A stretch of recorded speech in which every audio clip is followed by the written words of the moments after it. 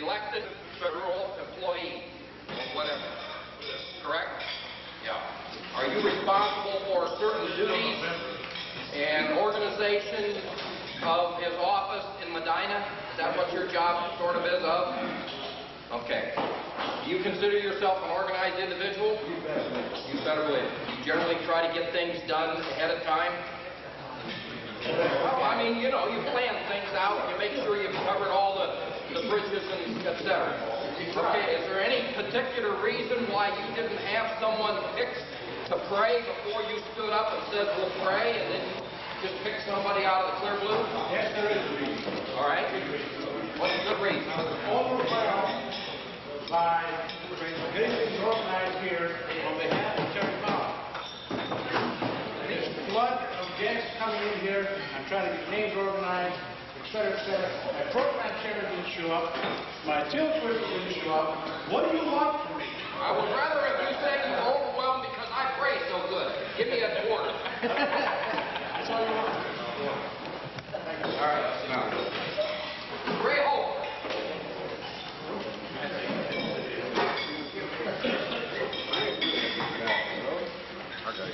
Ray, what year were you born? 1919. 1919. Would you explain to me how? I want to read an article in the newspaper. All right, let's listen up. You don't believe anything that's in the newspaper. Right. September 8th, 1929. 1820. Oh, listen to that. Give me a quarter.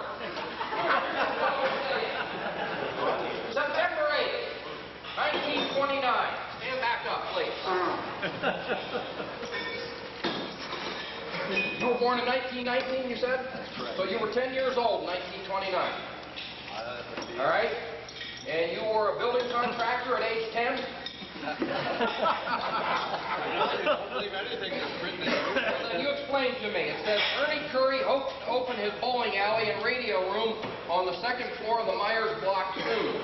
Contractor Ray Holcomb. My dad. Said, I don't know your father. The building will be ready for the installation of 4 alleys in another week. So that was your father? That's right. Okay. So he had the same name as you did. So now I have the same name as he. Oh, so this is Ray, this is Junior. You just call him Junior from now on. Thank you, sir. I saw that. Colin Cranston, will you stand, please? I didn't realize you got that information between you. Colin, you talked 2 minutes ago. You were telling me how organized you were. You all didn't have song leaders. Well, that's all included in the original report. Oh, okay, well, I'm going to give you another quarter bill for it. That is not included in the original quarter. Thank you. Can I sit down? Yep, and I'm probably done with you. What are you doing? That makes me nervous, Homer.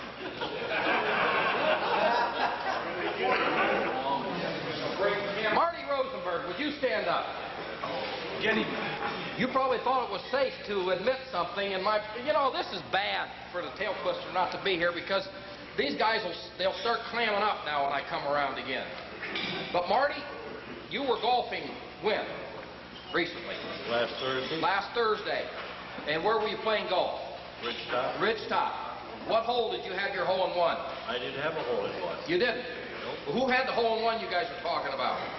You'll have to ask the guy that told you. I forgot who told me. I got CRS. Can't remember stuff. Oh. Frank? Who had the hole-in-one?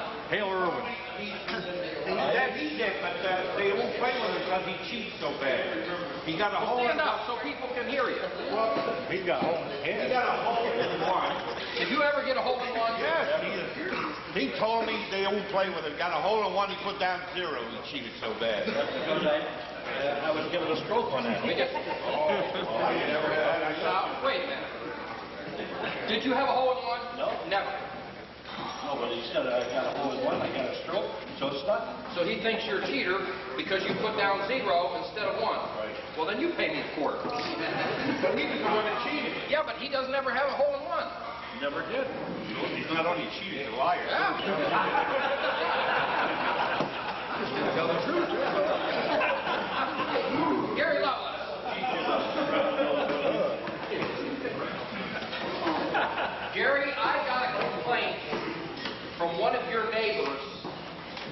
says that your grass needs mowed, the sidewalk needs edged, the shrubs need trimmed. And he said, and this neighbor said that the convenient part looks better than your office. Now, what do you have to say about that? It's all neat and tidy and everything else. The city come in there and just made it happen. Messed everything up. Made the grass grow longer and the shrubs grow longer. Weeds have grown out of there. Trying to kill it. It's a mess. It's not my fault, Homer. Well, it's going to cost a quarter anyhow. Why don't you come on over and mow that weed patch of mine? I might have to improve the neighborhood. Mike King, Chief of Police, Michael King. Boy, you never got nothing right today, did you? No. Did you ever get anything right? Let's see, who's honest in here that I know will give me the honest? Stand up, please. How about Marty Rosenberg? He's honest.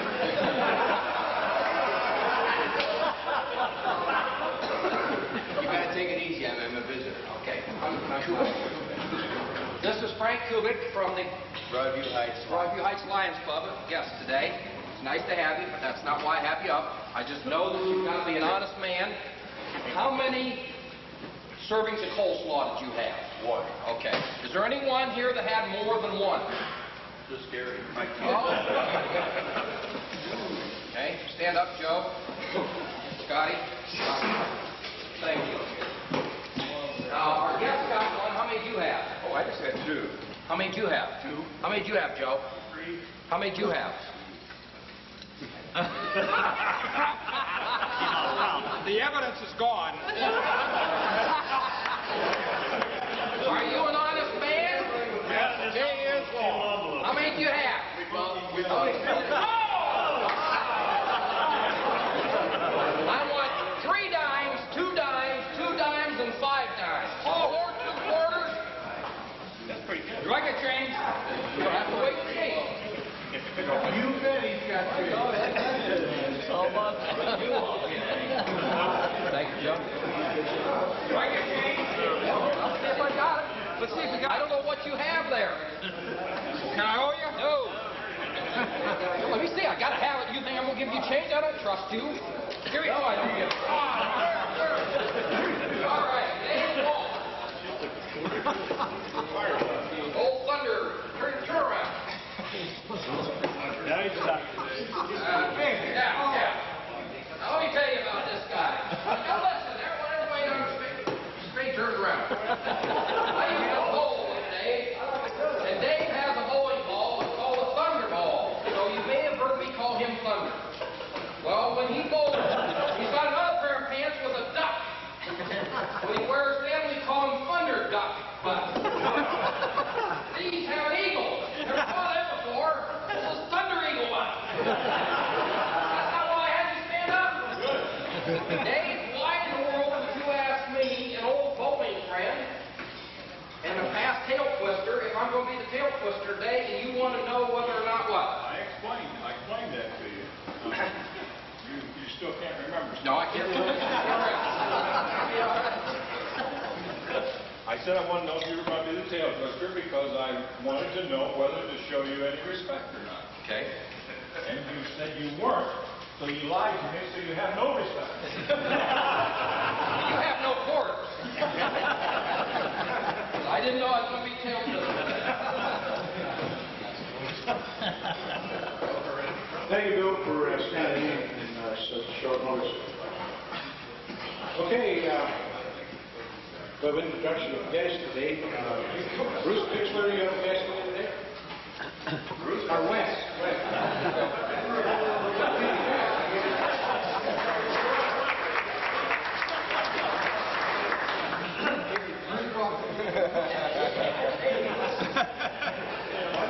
You work for the federal government. I bet you won't ask me. Midman down there, George. Visiting us today.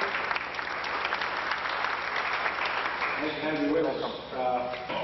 I've got to take lunch, so I guess to be my guest. This is immediate past District Governor 13C,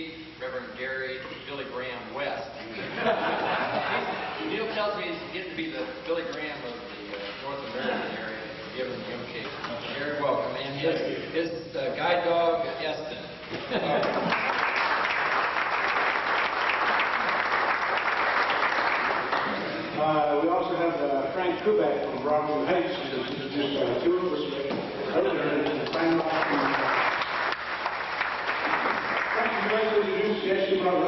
Yeah, two boys with me. We got lost because you got a lousy bridge out, but one we're hiring is one of the boys from Broadview Heights. And we are now in Zone 4, which doesn't mean a thing to me, but we're in Zone 4, and the zone chairman signed Nesbitt. Welcome, fellows. We're glad to have you here. We're kind of going to skip over some of the committee reports since Terry's got quite a full program for us today. I would like to remind everyone that next Wednesday is the State Pride, so there'll be no lunch here next Thursday. State Pride is 6 o'clock, right? 6 o'clock. 6 o'clock down at the Memorial. Steve's got tickets available. Fran's going to stay after the meeting. I got to go earn a living, but she's got to have the tickets and the list and all that. Right now it's standing at 69. 69, okay. Thanks, Steve. Also, some of the big birthday tickets still available. You'll have a chance to get them, of course. I wanted to tell you that Terry called me this morning after Dan and asked if I would pick Gary up and bring him down to the, which I was happy to do since I was already up there. And he gave me the address. Gary lives on Highland Drive. And I went up there and walked up the door, knocked on the door, and Gary came out and asked him to recognize me from last night to June, so I went right up and stood my crotch. That's the feeling when I go to the Senate. But anyhow, I told Gary, I said, listen, we're going to, I think I'm going down 57. It's the fastest way to get around the Wadsworth. He said, no, Smith Road is just a new surface, so it's all smooth. I said, I like 57. He said, yeah, but Smith Road is smooth. So I threw him to be a CD project. Okay, I do have a card here I would like to read from Paul Dell. It says, "Well, fellow lions and kitchen friends, thank you so much for your Get Well card with multi-signatures. I appreciate it greatly. Thanks to my very cooperative anesthesiologist, I was out, in quotes, out deeper than usual for a cataract procedure, and I have no recollection of the cutting, etc. on the eye. Recovery is progressing nicely with all my thanks, Paul Dell. So we wish him speed recovery. Now, getting down to our, as you see, our program chairman is absent again today. Hal called me this morning, he's tied up in court in Patrick. But I would like to introduce Terry goes on the stage, but you want me to introduce Neil first? Okay. Neil Andrews is from Columbus, Iowa. District 13 is the past district governor of District 13. He is running for national office, international director for 1995, which is one of the 16 directors' positions in North America. Neil worked with Vic Galassi on the liaison committee, the youth committee, finance, and planning committee. A very experienced line member, a very dedicated line member. So I'd like to give him, he's going to talk to us a little bit after Terry gets down here. I think before Terry gets down here. And so I'd like to give a nice warm welcome to Neil Andrews.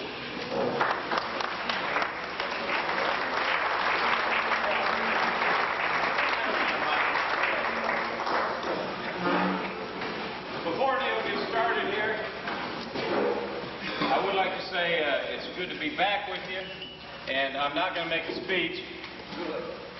They sound disappointed. But I would like to say I've been acquainted with Neil for several years now. A fine lion, a dedicated lion. He is from 13F, down in the Columbus area. I could tell you that Neil would make a wonderful international director. I fully support him. And I feel that after you listen to him today for a little bit, you'll understand why I think he'd be the best candidate for an international director from the state of Ohio. Neil is a fine lion, and so Neil, it's all yours. Thank you very much. King Lion Cranston, members of the Wadsworth Lions Club, I know protocol, but this time I'd like to tell Christmas Simmons to come forward. I might have intended to offend you people here. I bring you greetings from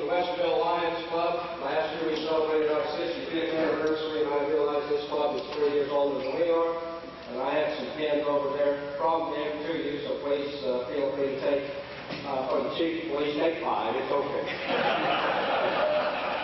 Don't destroy it, they're not evidence. He doesn't have bullets in his gun, Neil. They're useful. And I also have brought with me a copy of the newspaper. We have a club, the Columbus Northeast Lions Club, 38 strong, and put together a newspaper every year. And on page 2, they have a wire service article that went out on me and this international director candidacy. So I'm going to refer that to you and not take a lot of time here today. I do have to say that I really appreciate the encouragement and support of me, past District Governor Gary, and Lion George Berenice, and other Lions in District 13C, because they have encouraged me to seek this office. I have agreed with them that I think the time is right, and I think that Ohio Lions, because all of the wonderful things that they do, the hard, honest work they put forth, deserve an international director on the international board. We have past international President Jim Coffey going off this next year, and that makes us eligible again to have an international director. And the Council of Governors have agreed that now is the time. They have endorsed the concept and ratified the action that will allow this to take place. The thing that I want to leave you with today is, first of all, I want to get to know you personally, and I'm going to visit as many clubs. I've been to 3 club functions in 13C already, plus 1 zone meeting, and I'm going to be attending other zone meetings, and I will have participated, Lion Frank, in 2 golf outings in 13C after tomorrow. And the other thing that I want you to do is to take an honest, hard look at the record of performance in Lions with the 3 candidates who are seeking this position. There are 3 particular items that set me apart, in my opinion, and in the opinion of those people working on my campaign. I'm just going to cite those 3 for you, and they're not going to deal with club activities, zone activities, and district activities, because they will be articulated to you in the form of handout material at a future date. But there are 3 items on the international level that no other candidate can make a claim to. One of those is the fact that I was the chairman, first past district governor in Lions International, ever asked to be the chairman of the district governor's elect school for 700 district governors from throughout the world. And I performed that function as a vice chairman in Hong Kong and as chairman in Minneapolis when Lions in Coffee when he was president. I'm also a Lion that looks for opportunities to learn as much as I can and utilize that information.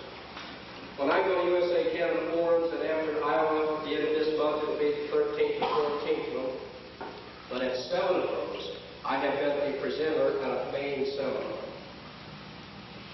People have sought and asked me to help assist them in doing those particular functions, and I think that has put me in a position where I know a lot of international directors, past international directors in the operation of this Association of Lions Clubs International.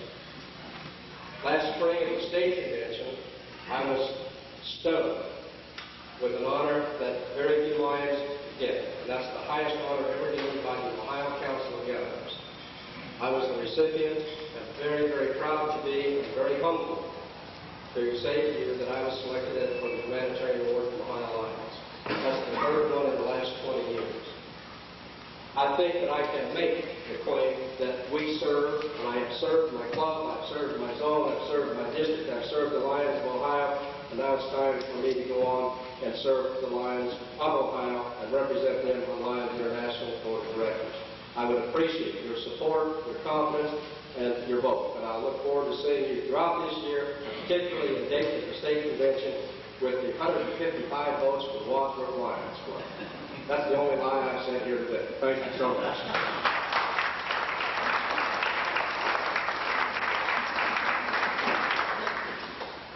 Well, thanks, Neil. We appreciate you coming and talking to us. This being an election year all around, we're going to hear a lot of excuses from this fall. So, anyhow, Terry Bowers is going to talk to us today about results of the Site First campaign. He's got reams and reams of paper. It's not going to be boring, I guarantee you. And he's got a couple of surprises that throughout the members. So, you don't have to stand up, just give a nice hand. Fine, Terry Bowers.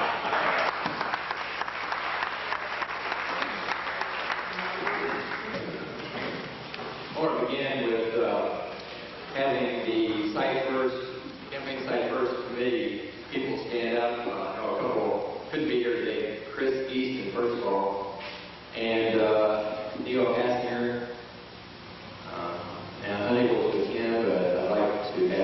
Chief Daniels stand up.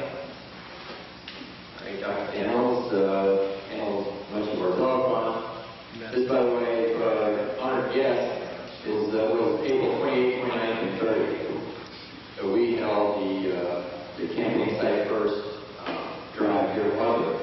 And remain standing. The two out. Next, of course, our own man behind this camera who's already standing. And I owe a great deal of gratitude to this guy. Just a friend and fellow line. I don't think good Lord has given us the results we had here without Homer Baldwin. And he also represents WCTV. That's our local cable television station owned by the City of Wadsworth. I'd like to recognize now you, the DC, at this time, Steve. Steve's going to join me up here in just a moment to help honor some of our members. I'd like to recognize the sponsors. By the way, you should have two handouts in front of you to replace. If you do not, look around at one of the vacant spots and pick up one of those. And as I speak about this next part, maybe you can acquaint yourself with the two-sided financial report and the Letters International, which I've blanked out a name, that explains what Melvin Simmons Fellowship is all about through Lions Club International Foundation. But I'd like to recognize the 8 business sponsors that step forward and volunteered to hand up $200 of seed money so that we might be assured that all the dollars donated locally would go to campaign site first. And they are Star Supply Company. You have a representative there, Mr. Stand-in Mr. Bill Simmons, owner of Star Supply. Sun Newspapers, Charlie Hoffman, and Joe Foster, would you stand too also? Thank you. All right, gentlemen, remain standing. Attorneys Charles Johnston and Attorney Howard Powers. Thank you, Chuck. Is Chuck here? Yes, of course. Luke Engineering, Fred Heath. Fred's here. Thank you very much on behalf of your company. Workman's Marathon, Bill Rickett. I talked to him on the telephone this morning. I'd like for you all to be thinking about Bill. He's going through a series of medical problems and not doing well at all. That's why he hasn't been here. Anthony Jones and Company, Gary Lovelace. Ballard State Farm Insurance Agency, that's myself. And lastly, the only non-Lion business sponsor that we had was Oak Creek National Bank. Fred, here, local manager, agreed to be a sponsor. And our honorary sponsors who did not donate but gave quite a bit in the way of time and materials: GTE, phone magazine, and WCTV TV. That's the local cable. And so I'd like to give these people a round of hands.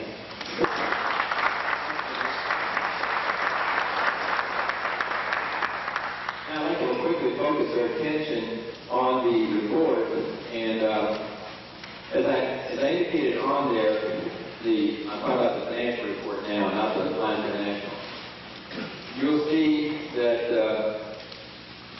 you have back. See on the back here. This is saying final report. I did that intentionally because I think I gave 2 or 3 different reports along the way. One was on May the 16th before the end of the campaign ended on June 30th. I think I even gave some of you some numbers at or about June 30th after we express mail or overnight mail the last bit of money. But I have talked to international headquarters on 4 or 5 different occasions in the last couple of weeks, and we do have a final number that we agree with too. So I put it in the letter body there that your club donated in the name of Wadsworth Lions Club $11,441.43, and every cent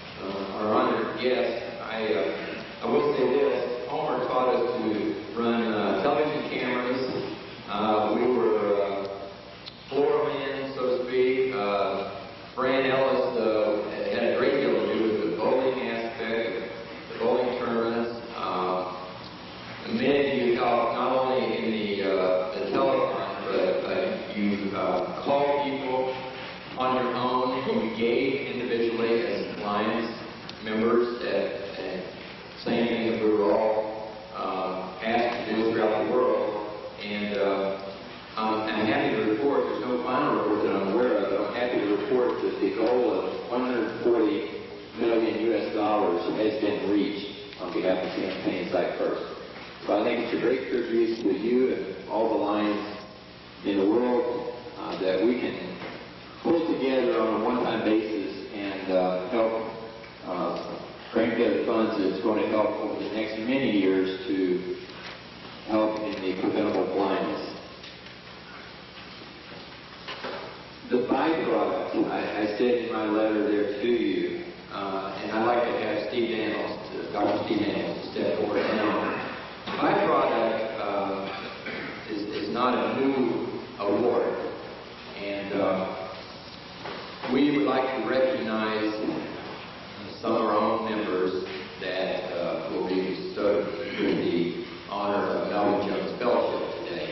And Steve's going to do that. He's going to call forward and pick it up.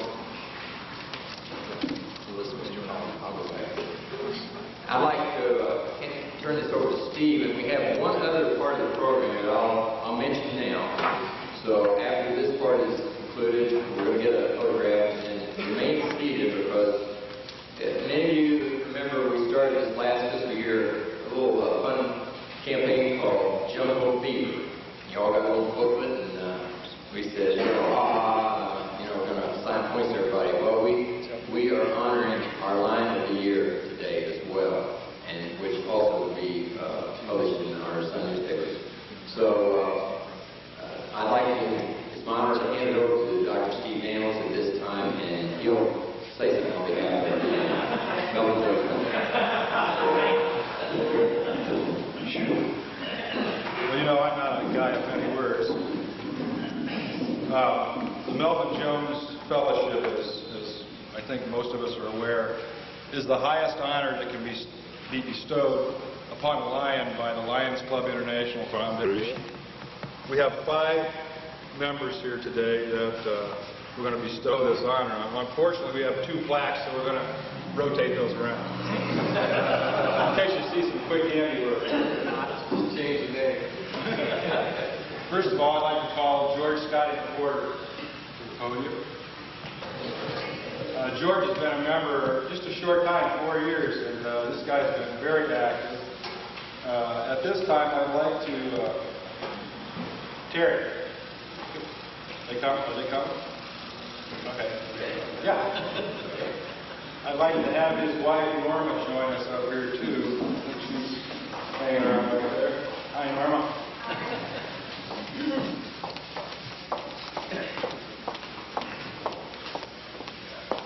Here's what one of these plaques looks like. Here's what one of these plaques looks like. Sort of. Scotty, on behalf of the Lions Club International Foundation, congratulations. Thank you.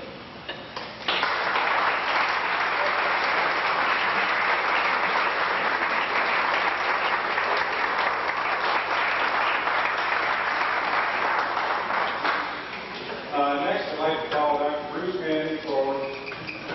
And Joanne's back there, she can come up to.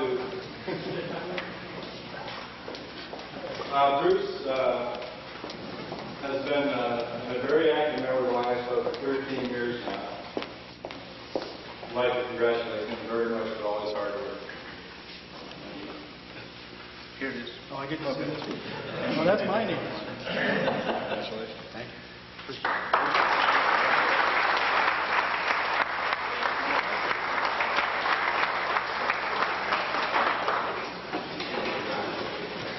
The next gentleman is seated at my right-hand side, Terry Bauer. And Linda, come on up.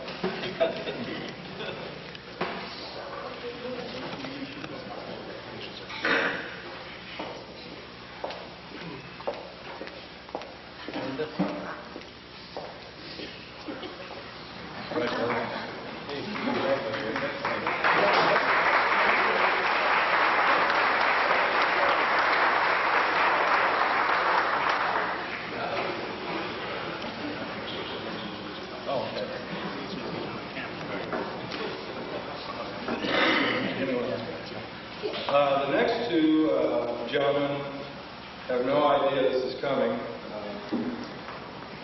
These gentlemen both have given an awful lot of their time to this club for many years, and we were able to honor them with this Melvin Jones Fellowship. Ray Hogan, would you please come over?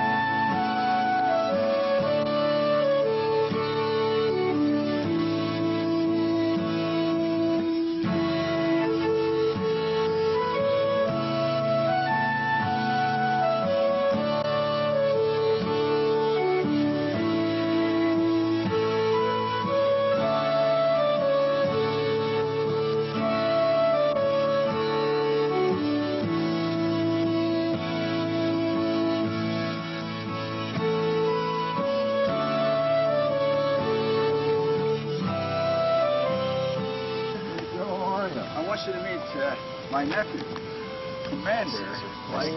Commander, how are you? Commander Mike Foreman.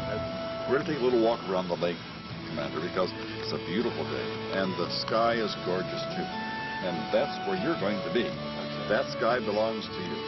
And we want to look at it now from our point of view and find out a great deal about you, and find out what you're thinking and what you're going to be thinking when you're up in the sky, and will you be thinking about Memorial Park once you're up there from that vantage point.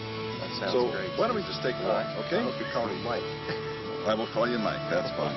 That sounds good.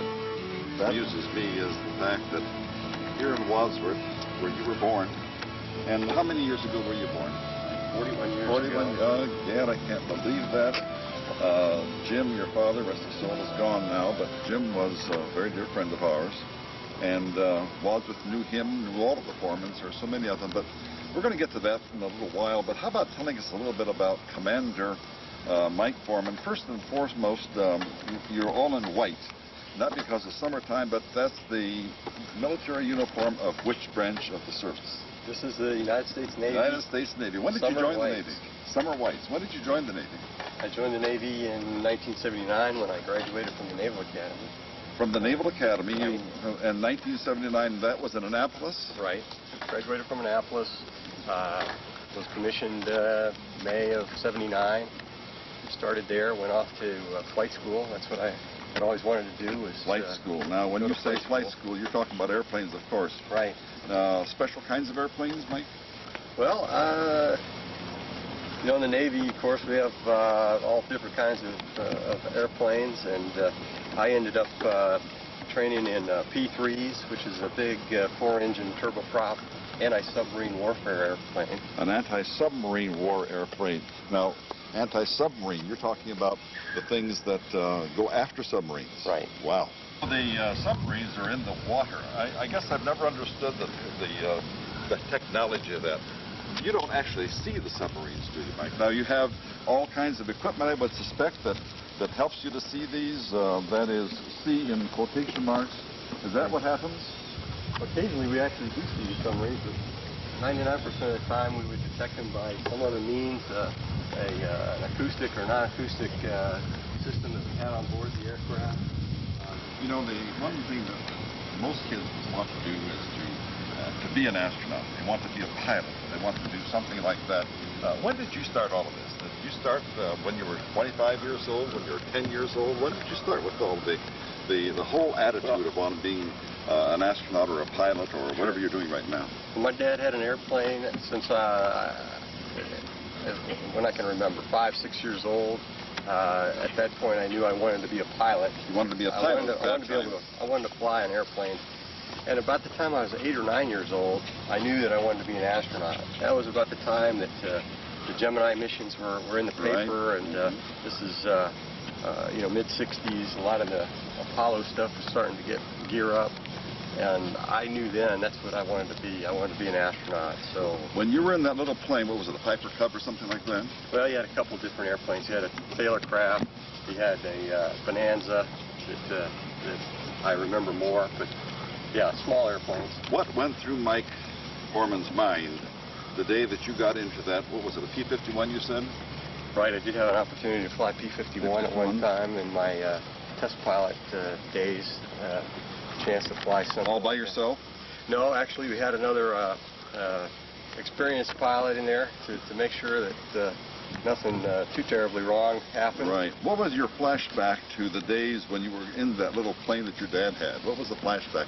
Did you think that, you know, I've come this far, or did you think in your own mind it was an automatic? Was it given? What?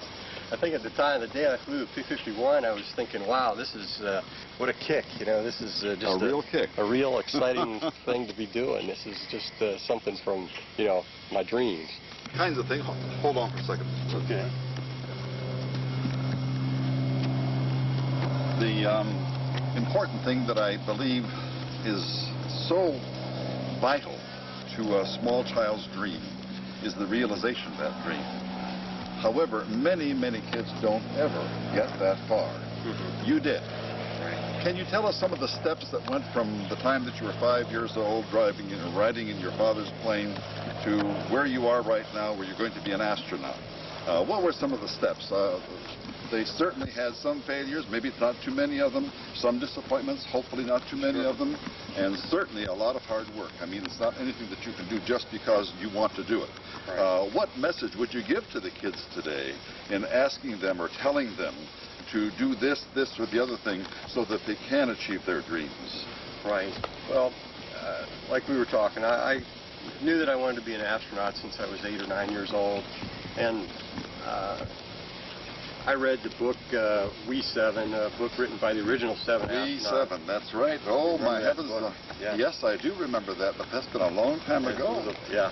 1950, 1960, something like that. Right. 60 in that well, somehow we found a paperback version of that when I was at that age, 8, 9 years old. I read that book and realized quickly that 4 of those original 7 astronauts had come from naval aviation, including John Glenn, a Marine, who you know, we count, of course, as a naval aviator. And I thought, well, the Navy is the way to go to achieve this goal. And I thought, hey, these things are all sort of lining up. I want to be a pilot. I want to be an astronaut. The Navy has pilots. These astronauts came from the Navy. Well, I'll go to the Naval Academy. So soon after, another goal that I had set for myself was to go to the Naval Academy. In Annapolis. When did you start that, Mike? I started in Annapolis in 1975 after graduating. 1975. High school. Now, you went directly from high school. Right. Now, that had to be an appointment, is that right? Right. Appointed to the Naval Academy. And who appointed you? You remember? Charles Mosher. Charles Mosher. Congressman at the time here. From our district, 13th district. Sure. I was lucky enough to gain an appointment and went to the Naval Academy, went into flight school, and from then on, I just had that a little bit of focus on that goal to be an astronaut, and knew that there were a few steps along the way, and he said hard work, of course, and I tried to do the best I could at all times, but also test pilot school was an unwritten requirement. A master's degree. I got a master's degree in aeronautical engineering along the way. And where did you get that? I went to the Naval's postgraduate school in Monterey, California. Monterey, California. You went to the tough one. Well, it's set in a beautiful site out there. Oh, it's gorgeous, but they have very, very high standards, as you well know. Mike, does the fact that your brother, or I'm sorry, not your brother, your father and your uncles were Navy people, did that play any part of your having joined the Navy rather than any other branch of the service? Sure, that definitely played into it, Caesar. Having some proponents of the naval service, and my father was a very patriotic man too. So extremely patriotic. So me wanting to go into the Navy, following his footsteps, in a way, that was great to him, and I got all kinds of support from that end of it. He had not been an aviator; he'd been a ship driver. That's right. But the rest of it was all great, you know, in his eyes, that I would want to go do that. I know that there's some genetics here, because I followed your career from the time that you were in the academy, because I've known your family for many, many years. And I know that your mother's a very bright woman, your father's a brilliant man. And I understand that you graduated with honors from the academy, is that right? I graduated somewhere, it's upper 20%. Upper 20%. That's like saying the upper 2% for almost anything else that occurs. You know, going back now just a little bit to to your Wadsworth days here, was there anything specific that you did in Wadsworth that prepared you eminently for being an astronaut? Well, I learned to fly here. You learned to fly. Okay, that's one thing. What about your education in Wadsworth? Well, sure, the education through the schools in Wadsworth. As you think of the kinds of things that go through your mind now that we're down here in Memorial Park, such as the memories you had and so forth, do you have any memories about, well, here's Memorial Park Lake. Do you have any memories about this? Oh, sure. I remember ice skating out here. Ice skating? Every year. Every year. It was, the pond was frozen over. We'd come down here. And, one of the reasons that I like to talk about the Memorial Park here is that, what do you call those things that you're going to go up into? Is that a missile, or what do you call that? The space shuttle? Space shuttles. Shuttle, I knew it was something like that, a shuttle. I want you to promise us, here in Wadsworth, that when you start up, the very first thought you're going to have is of the nice days that you had in Wadsworth. What made Wadsworth so special to you? Well, that's a good question. I think that growing up in a small town, the atmosphere here, the people that you come to know, and a lot of people had an effect on me, from parents, and uncles, aunts, grandmothers, all the relatives, and then the people you know, in the community that I think in a small community you get to know better, in the church and the school, and people like yourself. Steve. Well, that is nice to hear. Now, you are going to be very, very soon an international image. And as an international image, there's a possibility that you could forget about Wadsworth, but from what you've told me, you probably will not forget about Wadsworth. You will take Wadsworth into the sky. Going back to the astronauts' light that you're talking about here, tell us the feeling that you had the day that they announced that you were going to be an astronaut. You had to be excited about being an astronaut and so forth, but you had to share that also with your family, your wife, your kids, and so forth. You know, every kid in the world wants to be an astronaut.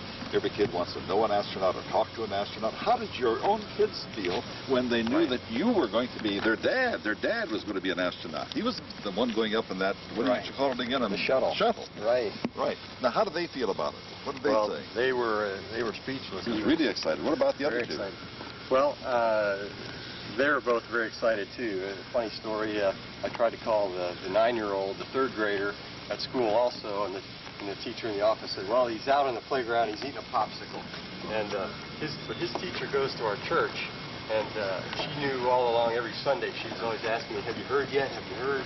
And I said, you know, I always said, no. Well, in that case, I said, well, just tell Mrs. Evans to tell Jack that I was selected for the astronaut program. Later that day, when Jack got home from school, Lori, my wife, says, Jack, what happened in school today? And he said, I got a few popsicles. He said, we had 2 recesses. She said, anything else happened? Oh, yeah, Dad's going to be an astronaut. We got 2 recesses. Let's put these things in perspective. You know, the other part of that equation is your lovely wife, Lori. She has an extraordinarily interesting career herself. Tell us a little bit about that, Mike. I will. Lori is a construction engineer. I first met her at the Naval Academy. She was in the first class. The first class in the Naval Academy. First class that accepted women to the Naval Academy. When was that? That was, she started in 1976, 1 year after I started. She went for about 2 years, graduated from University of South Alabama, actually, long story, but the Navy was not for her, but luckily I was. So you were for her. I lucked out there, and she has a great career in construction engineering and construction management, and she's a lot smarter than I am. She's probably a lot more successful in a lot of respects than I am. But she's been a great partner, a great wife, mother, and she's the one that I probably give the most credit to in this whole episode of trying to get selected for this program. She was the one that always knew, you know, whenever there was a time when I needed just a little picking up, she knew what to say. She was there. Yeah, because we talked about, you know, taking 5, 6, 7 times applying to get selected, and at times you wonder, geez, is it really worth all this? Yep. You know, am I on the wrong track? And she kept saying yes. She said, gee, you're doing great. Yeah. You know, just hang in there. And it was always, you know, the right word. All of your aunts and uncles, many of your aunts and uncles, as a matter of fact, your grandmother lived right across the road, and then right next to me for many, many years. Your aunt lived across the road. Your Uncle Tom lived across the road. Joe lived there for a while. I guess I've known the O'Mearas and the Formans and all of them for, well, as long as I can remember absolutely anyone. And I oftentimes think of, you know, those humble beginnings, the time when your grandmother and all of us, during the Depression particularly, were eking out for a living because it was just survival. It was very, very, very bad.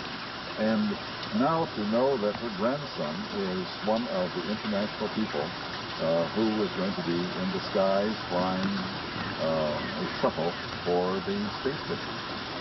That just absolutely is impossible for someone from Silver Creek to have achieved, but by God, you did it. And we're just really, really proud of you. I mean, all of us here in Wadsworth are really proud of you. Mike, you are the first astronaut in Wadsworth. Probably the only one who will ever, well, maybe not. Maybe we'll have some other ones. But right now, you're very, very definitely the first one from Wadsworth. Now, the romance is over, the excitement is over, and all of those other things. But there has to be another part of this. Do you have to train? Do you have to practice? Do you have to learn weightlessness? And all of those other things we talked about. Do you have to do that? Sure. Now, how do you do that? Sure. How do you practice that? Well, then I'm going to ask you the really important question. How do you practice going to the bathroom? I want to know about that. Well, actually, in about a month, we start our class of 25 Americans and 7 international astronauts starts this class. This is, a matter of fact, a group 17. The 17th group of astronauts they've selected. Since what, 1958? Since they selected the original 7. Mm-hmm. And on August 24th, we start training. And the first year will be training just shuttle systems, general topics on space and what an astronaut does and what NASA is and all the roles that we play, and hopefully after, and weightlessness is part of that too. NASA has an airplane that they use, a KC-135, that they can simulate weightlessness for 30 seconds or so at a time. And now, can I borrow that for a little while? You bet. I'd like to borrow that for a little while. As a matter of fact, I have a lot of friends that'd like to borrow that for a little while, too. Right. That's about the fastest way to get rid of some weight. Yeah. That sounds so interesting. Now, do you do this all day long? Do you, as an 8 to 5? Do you do it for a period of time? Do you stay home while you're doing it? What about those things? Those are the things. Well, all this training, and astronauts all live in Houston, Texas, and that's where the bulk of this training happens, is there. And this first year, it's I guess you could say, it's an 8 to 5 kind of curriculum. I don't know. I'd love to come back and tell you afterwards how it went. We will have you back afterwards. After you've been up, we want you back again. Right. Steve Smith, was sure. his father-in-law and mother-in-law living here in Wadsworth, Pat, and Joan Brannigan. Great friend. He's a friend of yours, Steve? Steve is a great friend, too. He's a great American. So we do have another person who married into the Wadsworth group, but you're the first one coming. This is great that you're an astronaut. I mean, that's probably the pinnacle. But your grandmother, Nina O'Mara Foreman, you may or may not know this, was a basketball star and was inducted into the Women's Basketball Hall of Fame in Wadsworth. I think the year was 1923. I'm not 100% positive, but boy, I'll tell you right now that if I'm wrong, someone is going to call me up and tell me about that. But I think it was 1923, and she was a tall, very athletic person. Sure. Hard worker, my heavens, and she had those 3 boys, and lovely, wonderful people, but 3 boys can cause this one woman a great deal of travail. And then she lost a brother, Joe, during the Second World War, who was a flyer and over the Mediterranean. I remember that as if it were yesterday. And then her brother Tom, at age 41, which is 2 years younger than you are right now, dropped over dead. But Nina was just a pillar of strength. She went blind in her later years, but that didn't bother her. She kept right on going. She went until she closed her eyes permanently. This woman had probably the genes that are implanted in you, because if you have to go through all of those kinds of things that you're talking about, you know, as I look out here and see these beautiful, beautiful trees, we noticed that nature trimmed them the other day when we had that storm. Sure did. Oh my heavens, I can't believe the numbers of trees that are down. We had some in our yard too that were down, but this is just, well, what can you do?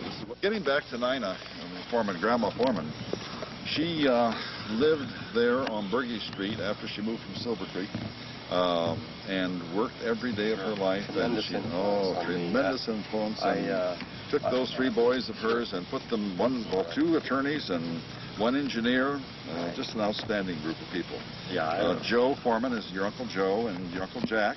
Jack's living in Southern Ohio, or not Southern Ohio, but down Central Ohio now. He's the county engineer in Noble County. Noble County, yes. Noble County county engineer. I see him from time to time. And Joe, of course, is in town.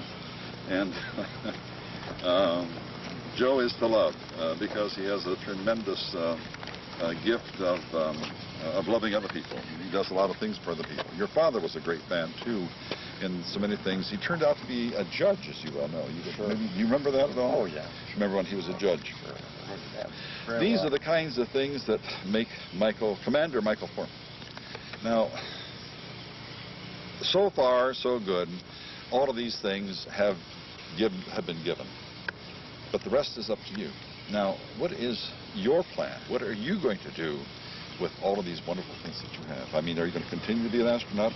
Are you going to be an astronaut for a while and then drop out and do something else in the Navy? Are you going to teach? Are you going to go into political? What are you going to do? Well, I think my goals at this point, Caesar, are to become an astronaut. Obviously, I'm selected, starting the training here soon, and it's always been my dream. It's the only thing I've truly ever wanted to do, and I've got to do a lot of things, you know, on this path that I've really loved, and that's been good. But my goal now is to be an astronaut, and I don't have anything beyond that in mind.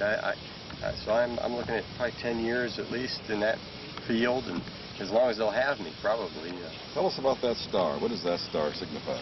Well, the stars on the naval officer's insignia, stars mean commander. Actually, the 3 stripes mean commander, and all the officers in line, the unrestricted and restricted line of the naval service have stars. If I was an engineer, civil engineer, I'd have a different insignia. But the stars mean and fly the P3, and we talked about that a little earlier. That's just one of the airplanes, many airplanes that I've been fortunate enough to get to fly in this route to becoming an astronaut. So, like I said, it's been some great experiences along the way. One of the things that's a little bit sad is that I probably won't fly any more Navy airplanes. I'll go to NASA, and they'll let me fly their T-38s, and they'll maybe someday let me fly a space shuttle.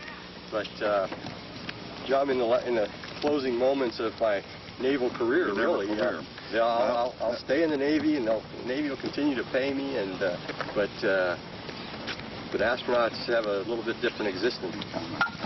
You know, we said so much about your dad, and you know, you have an outstanding mother as well. They met in Columbus when Dad was in law school, and Mom was a nurse down there. And she was Nancy what? Nancy Thallaker. Thallaker, right. Thallaker, right. And just another great influence on my life, obviously. Oh, surely she was. Probably my stick-to-itiveness and just the will to achieve, probably a lot of that comes from her. Right. Just, you know. She was with my wife when my wife had a very...